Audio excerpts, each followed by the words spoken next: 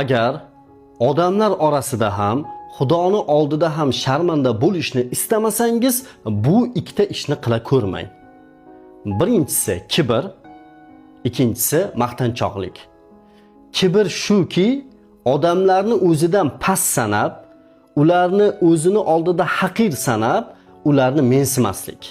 Masalan, shaharlik bo'lsa qishloqliklarni, boy bo'lsa kambag'allarni, ilmli bo'lsa ilmsiz avomni, yoki bo'yi uzun bo'lsa bo'yi pastlarni, oq bo'lsa rangi qoralarni, erkak bo'lsa ayolni, qaynona bo'lsa kelinini va hokazo va hokazo.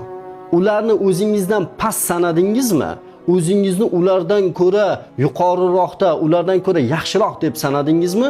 Siz kibr qilayotgan bo'lasiz. Aslida bu narsalarga umuman sizga aloqangiz yo'q. Shaharlik bo'lasizmi, boy bo'lasizmi, puldor bo'lasizmi, ilmli bo'lasizmi, olim bo'lasizmi, kuchi ko'p bo'lasizmi, bo'yi uzun, govdali bo'lasizmi, chiroyli rangingiz oq bo'ladimi? Bularni hammasini sizga yaratgan ekan bergan. Ya'ni buni umuman sizga aloqasi yo'q bu narsalarni. Ikkinchisi maqtanchoqlik.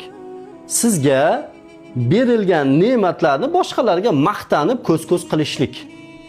Bunaqa toifadagi odamlar odatda ko'p maqtanaman deb yolg'on, aldovlarni aralashtiradi. O'zida yo'q bo'lgan ne'matlarni ham falonchim bor, pismadonchim bor deydi. Yoki katta-katta boy insonlarni, taniqli insonlarni, u meni o'rtog'im, qarindoshim, ammakim, tog'am va hokozom, qo'shnim deb shunaqa maqtanaveradi. Yoki o'zini har sohada bilimdon deb biladi. Bu ikki holat sizni odamlar orasida ham va Xudoning oldida ham sharmanda bo'lishingizga sabab bo'ladi. Bu ikki ishdan, bu ikki iflos ishdan voz keching, tavba qiling, bu ishni aslo qila ko'rmang, agar Xudo va bandalarning oldida sharmanda bo'lmayin desangiz.